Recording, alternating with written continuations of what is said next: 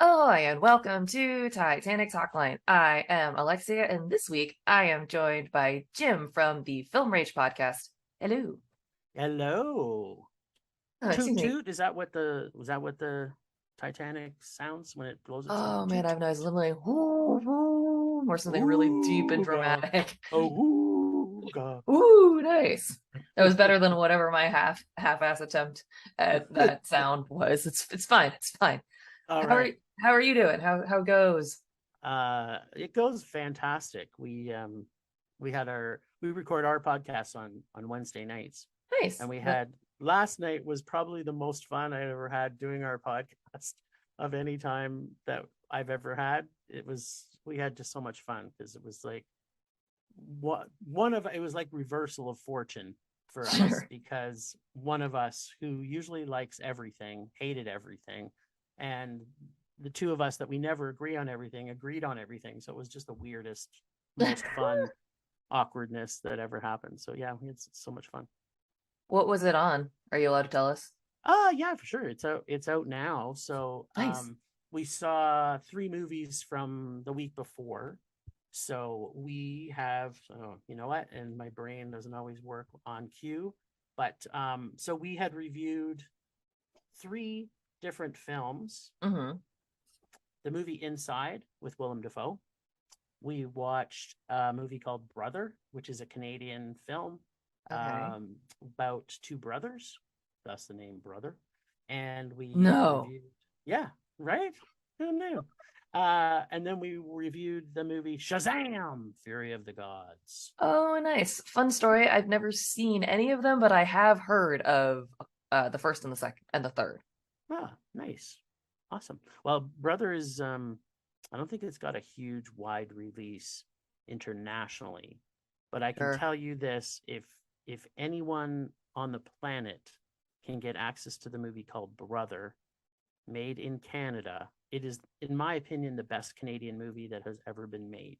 So, Okay. yeah, That's a strong recommendation. I'm writing it that is. down. I've seen a significant amount of Canadian film. We watch way too many films than we probably should, and we I feel watch like that's the films from point of all your over the world. podcast, though. It is kind of the part of our podcast, yeah.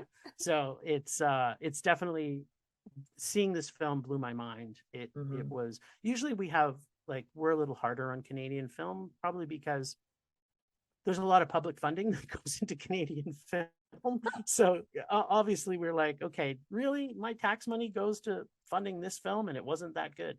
This movie was like filmed in Canada with Canadian talent, Canadian writers, Canadian directors, Nice. and it was I don't know. In my opinion, it's just one of the best character films, and anything that is a character movie, I am gonna be excited about. So yeah, What's see the movie, the brother. what's the genre? Is it a drama?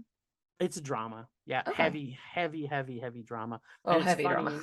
Yeah, heavy, heavy drama with these two brothers who grow up in, somewhat like the projects in a Okay. suburb of Toronto. And as you know, Toronto is the biggest city in Canada, so it's probably got a greater Toronto area of like 8 million people. So, Wow. so yeah, there's the projects of where they live, and which is done so well in this film. The community in which they hang out with is the Black community in Scarborough, and it takes place in the 90s. And beforehand, like if you do some reading about it, it there is an LGBTQ component to the film, but Mhm. as you're watching it, you'll be like, okay, when is as I said last night, where's the gay gonna happen? I'm looking for the gay here, and it's not here.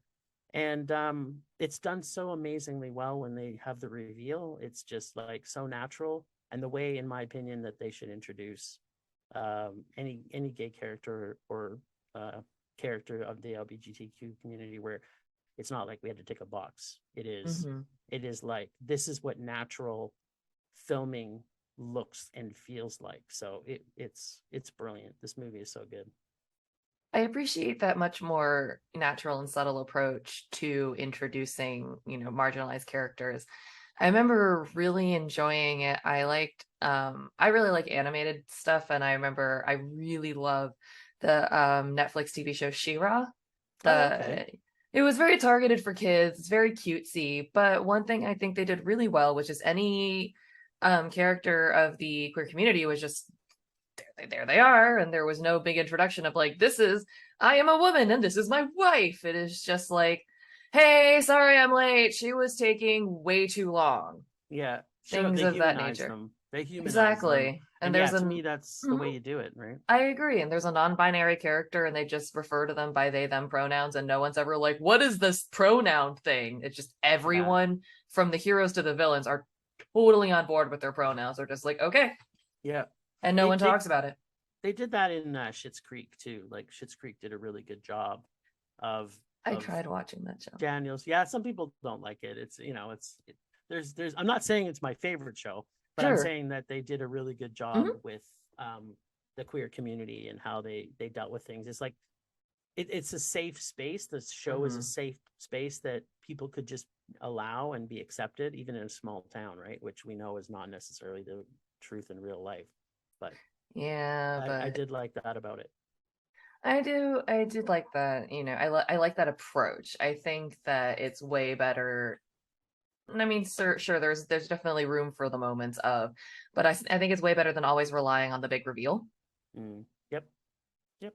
It's always drawing attention to it in the same way that I'm glad that we're moving away from the like female heroine needs a makeover trope. Yeah.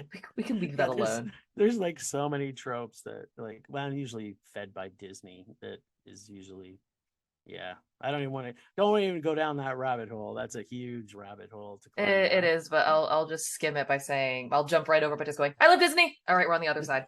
All right, we made woo, thank God we made it over that. Gotcha.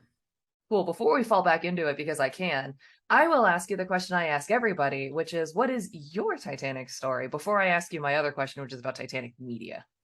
Oh wow. Okay, so when you say what is my Titanic story, are you meaning in reference to the first time I saw Titanic, to the time that I read a book about Titanic, how I or Titanic as a metaphor for my life, as in what's my Titanic story? What is your iceberg, and how can we help you in this session to deconstruct it? Call us now for your personal offer. Exactly. Is that the one you're wanting? Which Titanic version are you wanting? Well, I was specifically asking the question I ask everyone who comes on my show, which is because some people, have very long and in-depth stories about how they developed a fascination with Titanic, and some people have seen the movie. Ah, there you go. So I actually, interestingly enough, I had quite a fascination with Titanic as a young child, Hmm. and because it was only happened just a couple of years after I was born, so it was like I was surprised that people I knew might have been on it. But what I was always fascinated by disasters as a kid. So the Hindenburg and the Titanic, and then in the 70s when they had Towering Inferno, and like these are all things to me that were fascinating, that the world could create something so massive and immense and important and then have a huge disaster happen. Like it was fascinating to me. Yeah. So I'd already had this passion for Titanic well before James Cameron came out and made the film about it. But once the film came out, that it kind of readdressed it. And interestingly enough, the whole concept of after making it and his fascination with it. He was also a Canadian, by the way. People probably Hmm. know that. But and he spent a significant amount of his life then trying to discover it. So you know, um, the fact that I had the passion beforehand kind of helped. And Yeah. I've always been a big Leo fan, so yeah, that's just my Titanic story. But it's similar to mine in that way, where it's like, I think my initial interest was maybe from the movie, but it didn't initially start from Leomania, but I then was then interested in the whole story as a big thing. And it's not been the only disaster that I've been interested in the course of my life, because you learn about, horrible atrocities and you're like, "Oh my God, what happened here?" Mm-hmm. And you read about it a while, but Titanic's the one that I've always come back to and researched more in depth and become more interested in. And I don't know why. I'm sure that if I, asked an actual therapist, they might be able to tell me. But, I don't think it's really important why. It's just that it is important, and it's neat to learn a bunch of different stories about this thing. Yeah, I mean, I'm a huge film person, as you Yeah. know, and so film is I always didn't get that been, impression. yeah, really, right? I mean, we have a podcast called Film Rage, and I thought I meant that you raged against films because you hated them so much. we do have a lot of that. Yeah, there's a lot of rage against films that we hate. I was picturing more like, God, another movie. I hate these things. Ugh. No, we do love a lot of films too. So we're very particular. But Sure, yeah, I sure. mean, I think helps to generate, and it changes and warps and molds society Hmm. from an art standpoint, right? So bringing the Titanic back to a lot of people who kind of forgot that it existed is probably quite interesting, right? Like the spectacle of the film and the actual truth about Titanic, right? Like, I mean, Titanic, the movie. I mean, I'm not a big fan of biopics at the best of times, but Sure. I do like a story that is, grandiose for sure. I think a lot of it has to do with the fact that there is such a difference between old photographs and seeing the splendor of things. Like, I'm not a big fan of, gosh, what is it called? Is it the Stars Network that does all the Tudor and royal dramas Oh and yeah, yeah, yeah, the okay. old period pieces. Yeah, I'm Yeah, not the a fan period of pieces. period There we go. pieces. I'm not a big fan of all those, but I will say, it does bring to life how beautiful and lush that period was instead of looking at, old black and white photos or these gowns in museums that are faded and threadbare and missing their embroidery and these castles that are ruins now. Yeah, And then you see, this beautiful high, budget production that's like I get it now, where you see, the hair and the makeup and the food and the furniture and the gardens and the gowns and everything as it was then when, the money was flowing. You're like, oh, okay. The appeal and the grandeur, it's there. yeah, for sure. Interesting you say that too, because like I'm a very big believer in leaving art the way art was intended. So I don't Sure. like the fact they would colorize Psycho.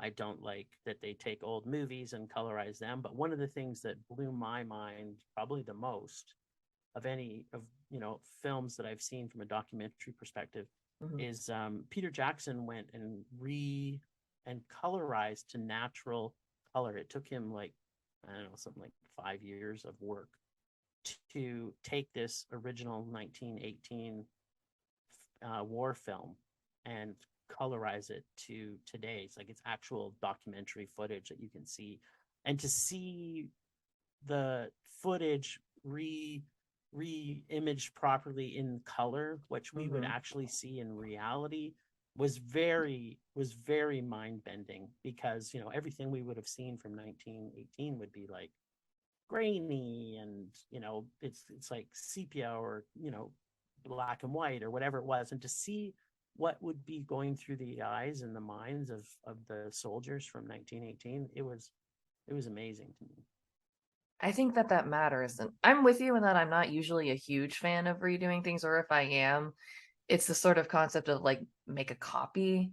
Like you like that movie so much, Mm. like you make a copy. Like for example, there's a animated show that I like called Ruby, and when it was first starting to be made, it had a budget of like $7, and now it has a much higher budget. And it's one of those things where I'm kind of like, you could go back and redo, like, don't redo the audio tracks, the perspective, but now that you have the money, flesh it out, make it match the seasons that have money. Like you don't have to Yeah, change the yeah. plot or anything, but just like go from walking like Gumby people to like giving them clothing that, it's not just a skirt with legs coming out of it, which is extremely funny when people cartwheel. It's like my favorite thing.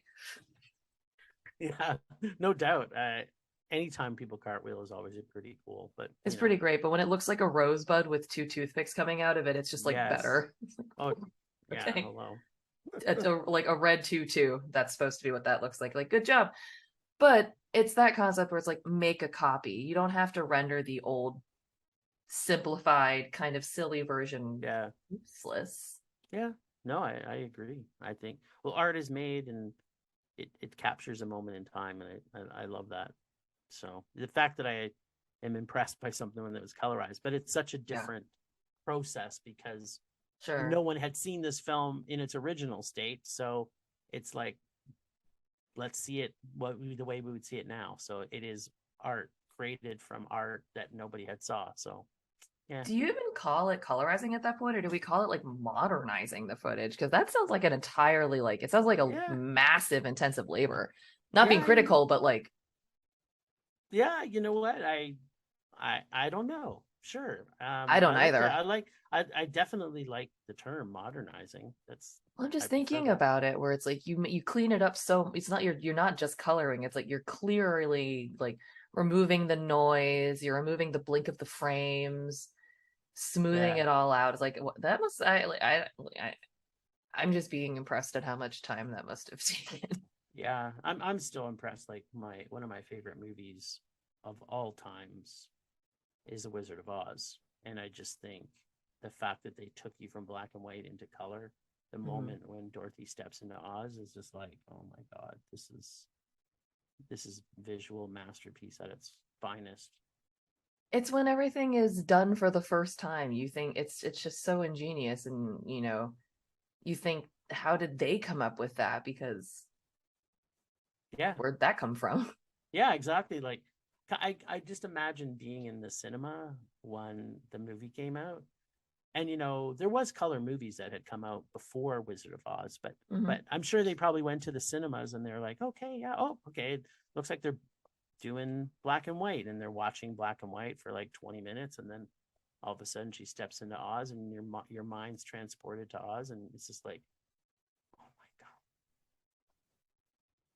I do think that is cool. There's certain moments in movies that do just kind of pull you in, or you remember them because they made you feel a particular way. God. And that's why they stick out to you. Yeah. I'm saying that as though I've discovered something profound. It's like, yeah, obviously, you idiot.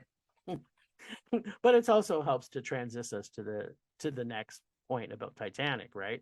Yes, because I was going to ask you, because I don't watch as many movies as I think I do. I'm learning where Ah, I'm like, oh, I thought I watched a lot of movies. Turns out I don't. But I am imagining that you've seen more Titanic films than just James Cameron's film, and specifically, you've seen A Night to Remember, yeah, the 58 film.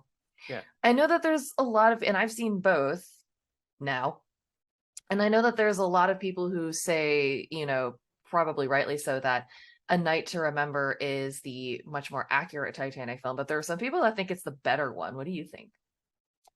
Um, yeah, they're kind of like two really different films Hmm. ultimately, right? Like That is true. it's like trying to compare a documentary to a biopic, right?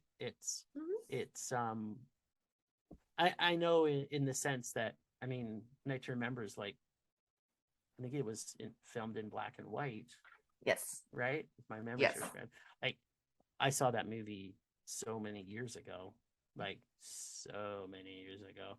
So I can't remember even the plot or the story behind it. I remember loving it, and it was also part of my passion as to how, seeing a lot more documentaries. I'm a bit of especially when it comes to truth, history, truth. Um, for me, I'd much rather watch a documentary about that.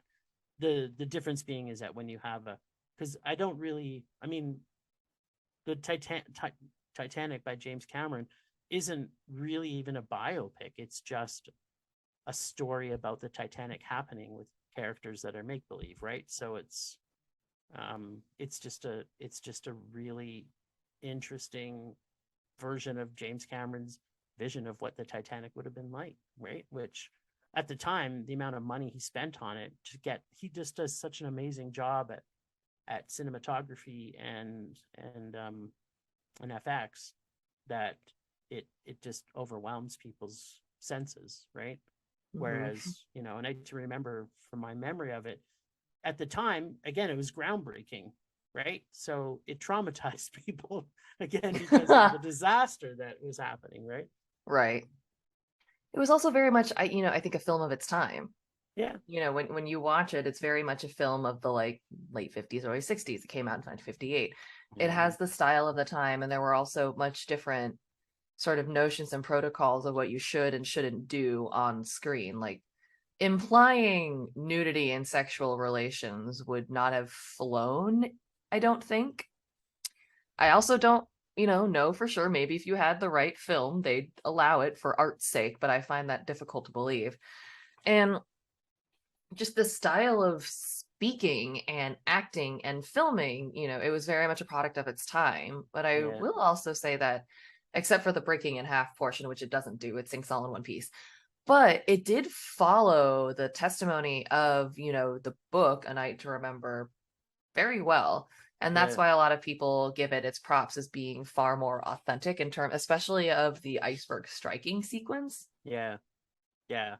I mean, even to this date, it's theory, right? Like everything is Yeah. still theory But because some of it's been proven with forensics things, obviously, like the ship broke in half. Yes, we've proven that.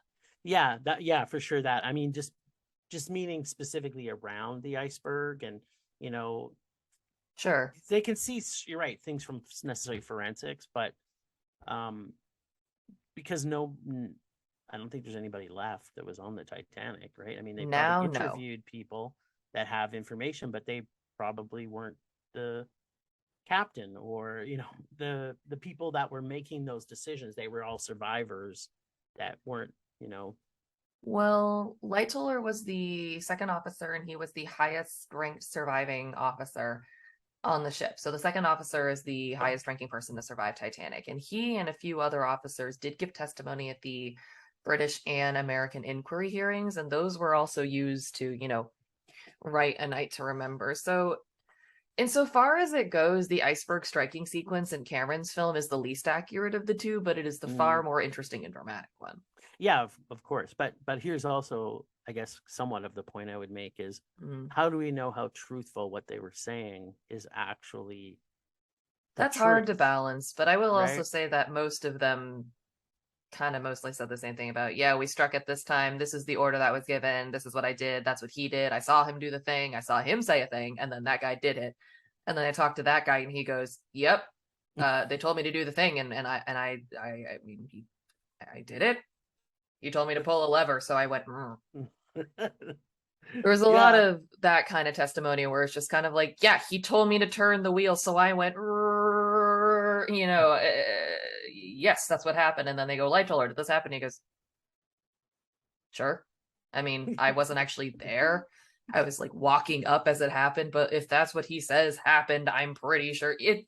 I'm imagining it's probably a lot of that. So I would go out and say that, yeah, some of it's probably like not 100% accurate, but I'm going to go ahead and say it's probably mostly accurate. Yeah, I mean, what is it? There's an iceberg, there's a boat, there's dead people, and there's a ship at the bottom of the ocean. So, Yeah, and there's a bunch of people that weren't like assholes and newbies, where it's like tried, did our best with what we had. but I mean, you must have heard some of the controversy that Sure. it's not actually the Titanic at all. It's the other boat Yeah, and all those other things that come out, right? Like it does start.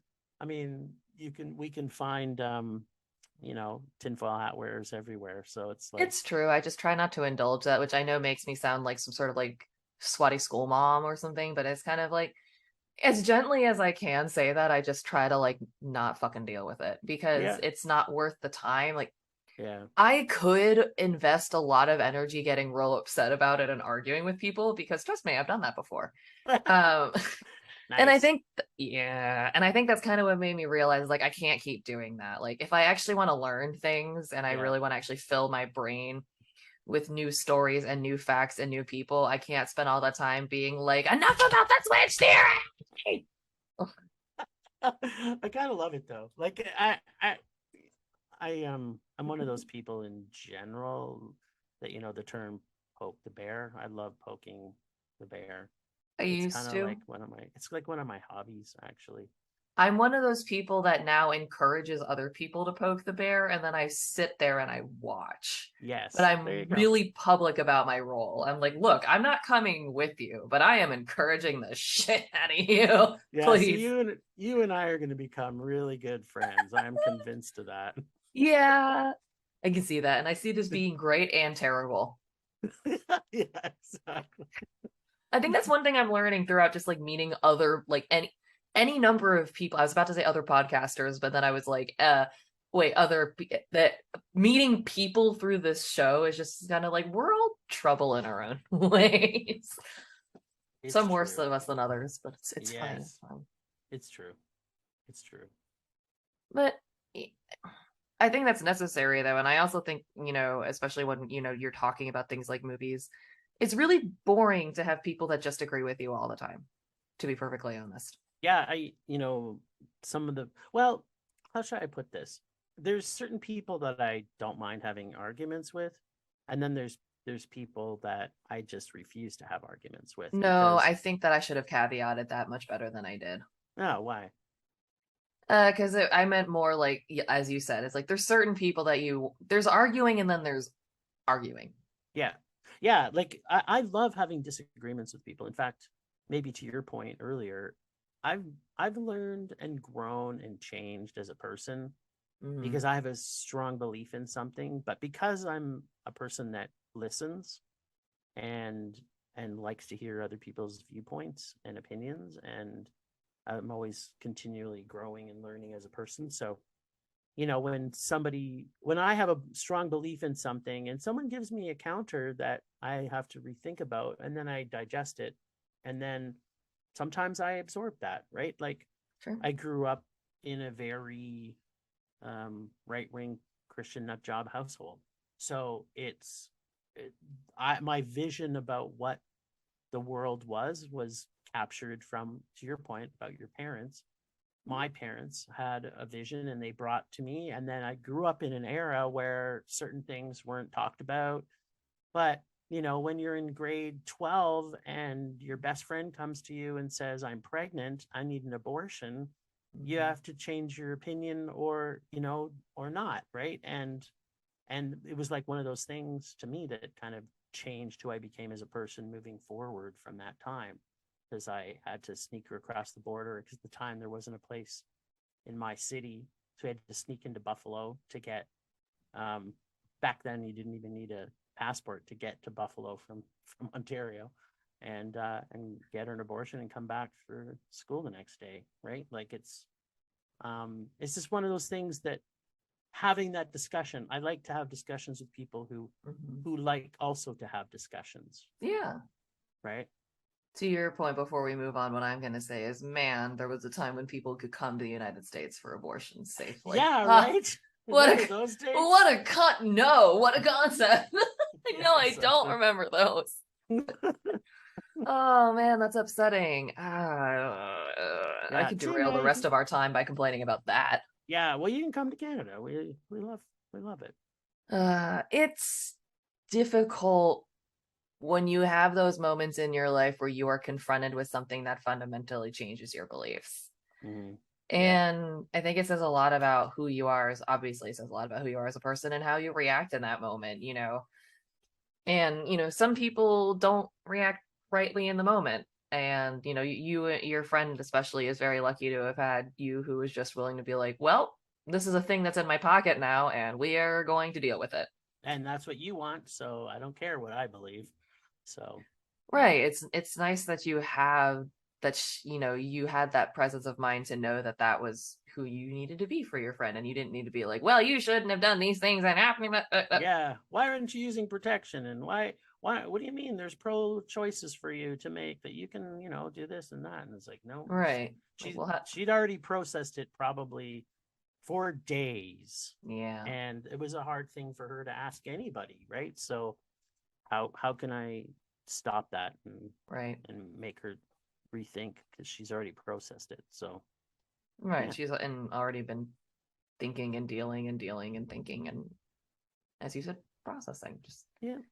mulling it over in a way that, obviously you in the moment who are shocked with that information had not had an opportunity to. especially because I had to skip typing class, and you know, it was uh it was a test the next day, but it was well worth it. Oh. Yeah, that's fair. There's certain things that you just kind of got to be like, sorry, teach. Yeah, exactly. I'm sick today. Love Mean Girls so much. That's such a silly movie, but I love it. It's so good. It's, Yeah, I like Jawbreaker too. It's also another good Mean Girl I've movie. seen Jawbreaker maybe twice before, around the same time that I first saw Heather's. And Heather's, yeah. yeah, I think maybe I caught them at the wrong time in my life or something, but they did not stick with me. I did not. I mean, I got them, but I was like, all right, I've now seen this movie and You I can have move on seen with your this life. movie. Hmm. Yes, but I did love Mean Girls. I did appreciate, I think, Heather's maybe a little bit more than Jawbreaker. Yeah, I think I because would agree. Jawbreaker is also just blatantly insane. Yeah, of course. But that's kind of like me. So I appreciate movies that are a little bit insane.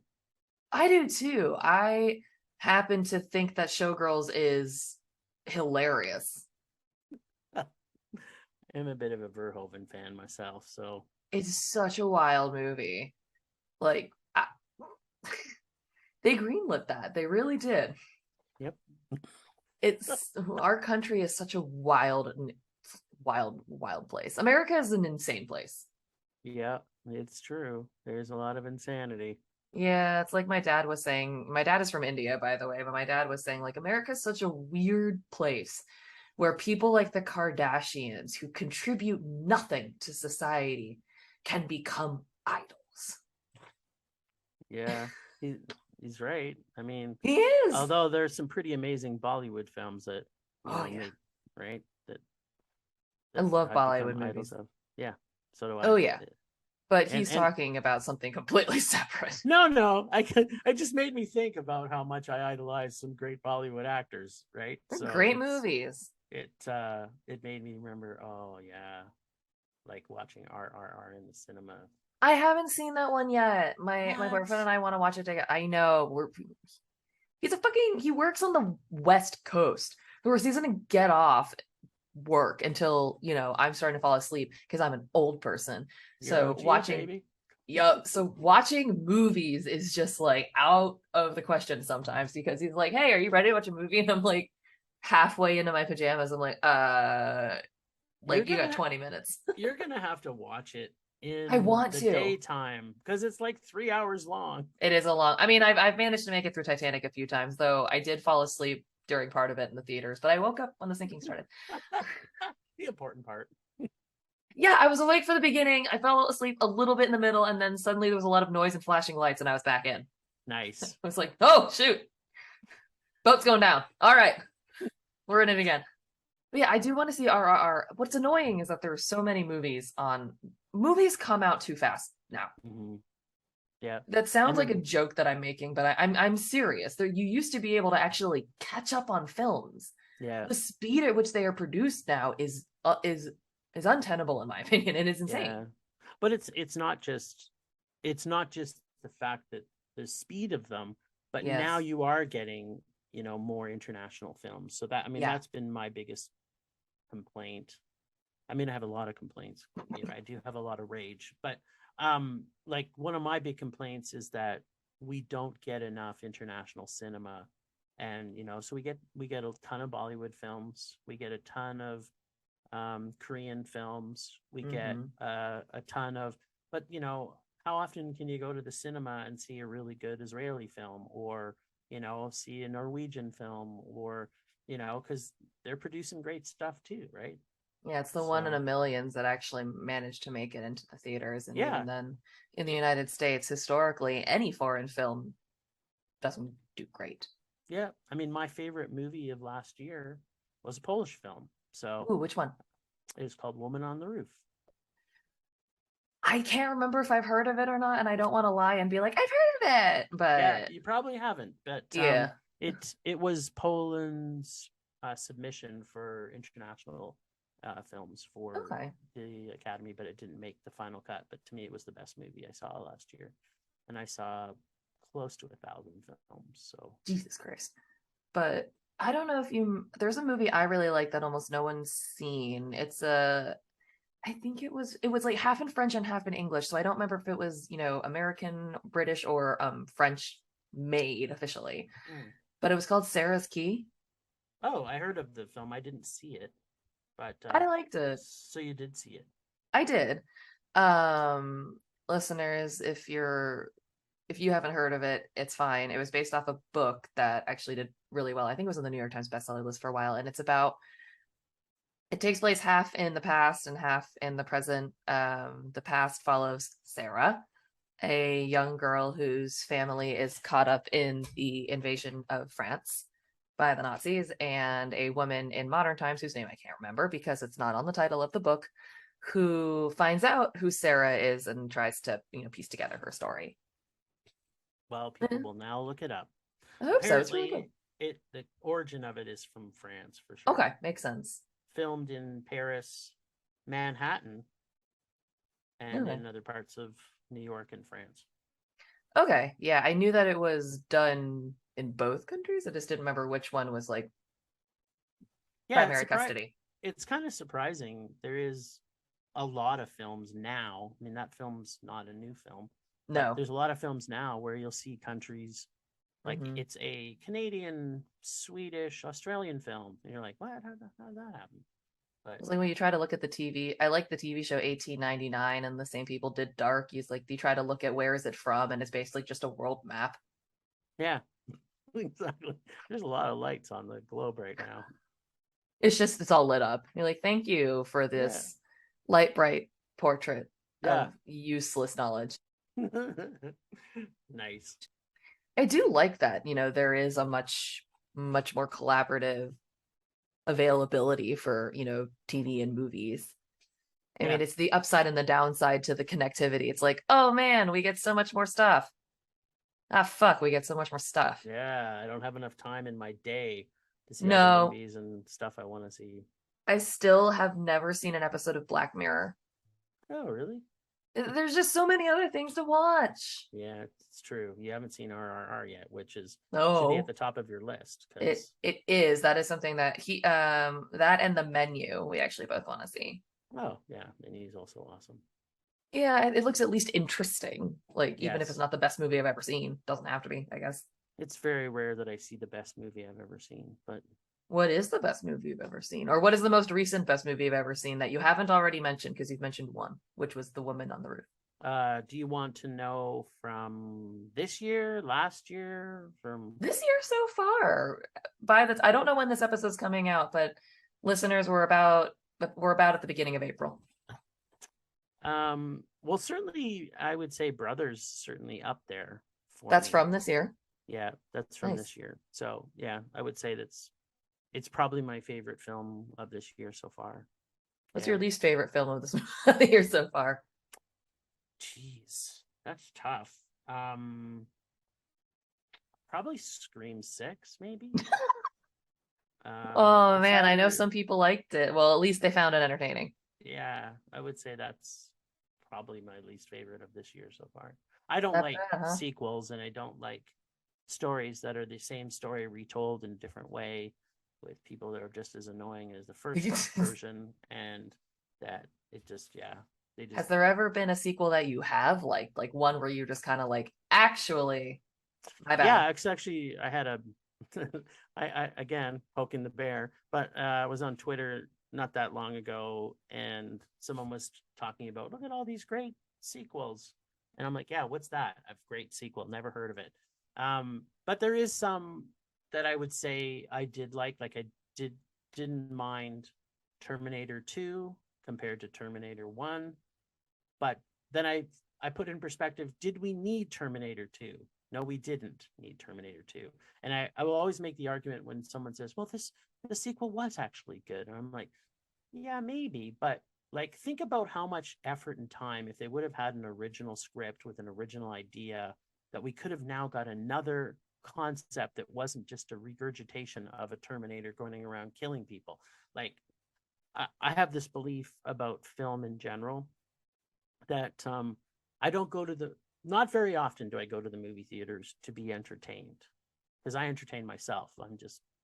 I'm in love with myself, and everything I do entertains me. So when I go to the theater, I want to go to the theater and come back a different person. So if I've rewatched a movie that, was a sequel, I automatically think, well, how is this any different than the original? Other than instead of them fighting a Terminator, they're fighting a liquid Terminator that with another Terminator. It's, you know what I mean? So I don't normally appreciate them. I can say, that was a good movie, but did it need to be made? Usually there's hardly ever a time where I've said, yeah, that needed to be made. What about something like Toy Story 2, where the plot is inherently different than the original? Mm-hmm.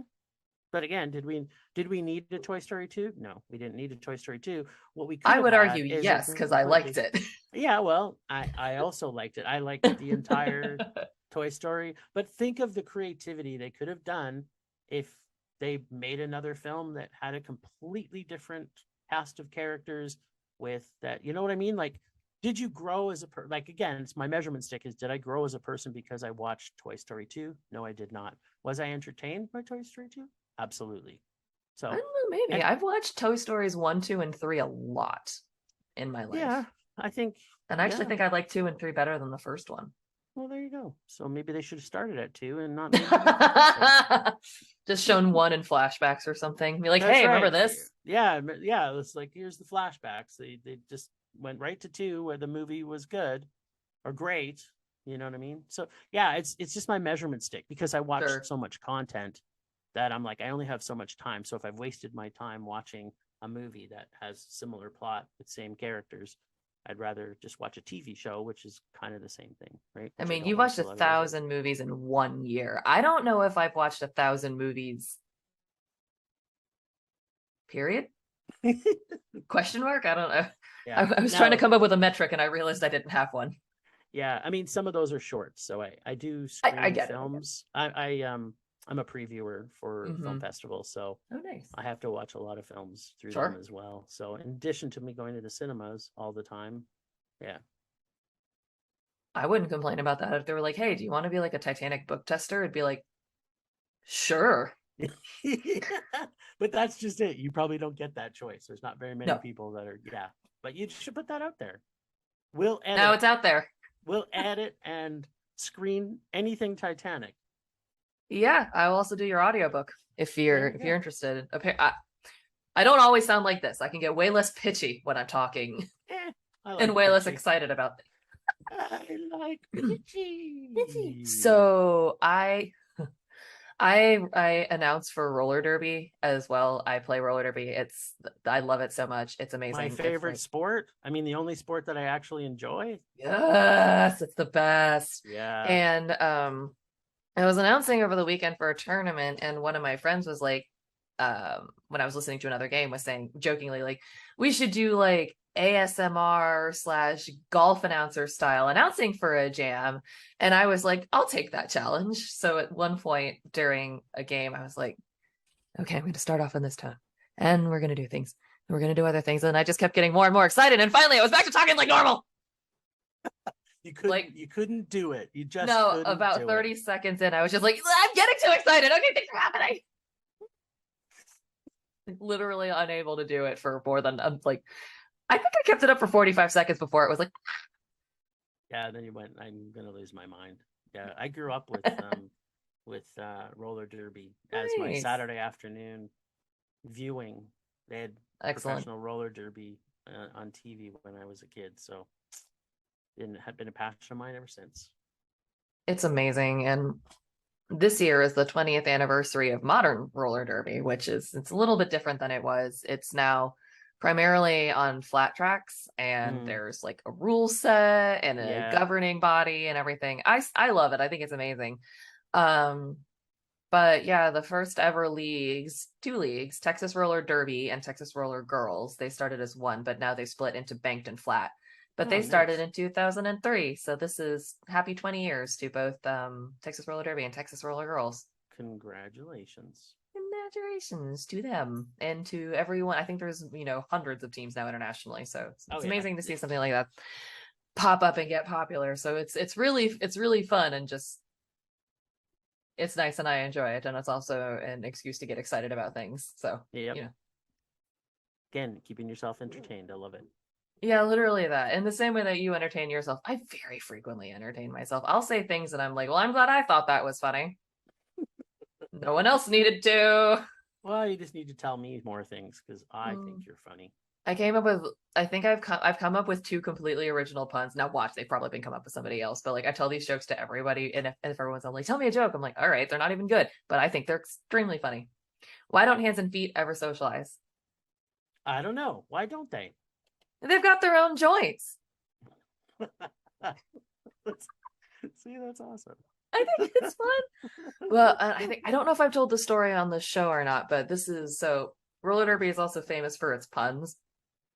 And one of my home league's members, she's like the co-chair of the league and everything. She's like a pun master. I don't know where she gets it from, just does. Yeah, some people And just have it, some they really don't. do. I know. Mhm. And I have it okay, but she's queen. But I swear pretty liberally. I swear very effusively and very excitedly a lot of the times, just because why not? But this one day when I was driving the two of us to practice, I was getting really frustrated with everyone driving, but instead of just swearing like a normal person, I was calling everyone potatoes. No Nice. idea why, just being like, everyone's driving like potatoes, everything's potatoes, potatoes, potatoes, potatoes, just throwing the word around. And I could see her smile getting bigger and bigger in the passenger seat, but she wasn't saying anything. And then finally, when it looked like she might just explode after I make another potato comment, she goes, you think they might be able to drive better with so many eyes? And I almost rear-ended the car in front of us. I was so mad. Like, what? Nice. So well done. Well So well played. done. They Yep. are. So, puns are great. I mean, the lengths I will go to set up a pun are almost upsetting. Yeah, well, I mean, the delivery is always worth it. Sometimes it's not. I debate sometimes. I'll give you one more of my announcer weirdos where I was calling a game for Team Florida who was wearing orange because Florida oranges. And I made more than one joke about like they've clearly drank their orange juice today because why not? And I did Yeah. it again, and then for some reason I decided to lean way in and go, Tropic, you believe it? And I think I laughed for about 5 seconds, and I'm pretty sure like 100 people logged off the stream. Like, no, I don't care how good this game is. I can believe it. No one's thrown that bag at me yet, and I appreciate it so much. Well, it Oh was my well gosh. played. I loved it. I appreciate it. Well, look out for me on roller derby streams if you want to hear more of those absolute nonsensical things. I told the stream that a skater named the Harmacist was trying to fill a prescription for points, and I was way too proud of myself. Oy, oy. And then Well, he you cashed the check. hopefully. So you have watched a million movies. What is coming up on Film Rage? What are you guys gonna be talking about in the next few weeks? Do you know, or are you So doing like a lottery style few weeks? yeah, so we basically see almost every new movie that comes out. Sweet. So if um obviously with some caveats, we don't watch kids shows, so we won't watch cartoons. Sure. We may watch them for pleasure, but not put it on the podcast. We Understand. also don't put tween movies on. We don't watch specific things like because none of us like rom-coms. We won't normally choose one unless it's an international rom-com, right? Sure. Which is completely different. They're not Something like usually Finding Mr. Destiny, which was a Korean one from back in the day. exactly. We would have watched that for sure, It was especially if cute. it's Korean, because Korean filmmakers are the best. But that's just my opinion. So yeah, we don't specifically. We just look at what's coming out. So for next week's episode and the films we're going to watch this coming week, we're going to be seeing The Good Person, and we're going to be seeing John Wick 4. And then we have different segments on our podcast. So we Hmm. have a episode or a segment called the lists, where we have 4 lists that we have on our website: the doubted and the undoubted, the repulsive, and the mesmerizing. So if we find an actor is mesmerizing, and we've built a list of actors that we think are mesmerizing, and so we felt at one point that there's too many on the list, and so if two mesmerizing actors are in the definition of mesmerizing is when that actor is on screen, they are the most mesmerizing thing on the screen. Oh, So like James Marsden. yeah, kind of like James Marsden. He's the most adorable person that's ever walked the planet, right? Yeah. And he plays a Um, lunatic in Dead to Me really well. yeah, he's adorable. Let's He's face it. amazing. Um, but so if two mesmerizing actors are in it, then we have a watch off, Mm. where it's like Murray, who's our producer, will find movies and make us watch them to say, okay, there's 2 mesmerizing actors in here. Who is more mesmerizing? And if we both agree, Bryce and I both agree that one is more mesmerizing, then the other one cannot always be mesmerizing because they weren't out mesmerizing someone who's more mesmerizing.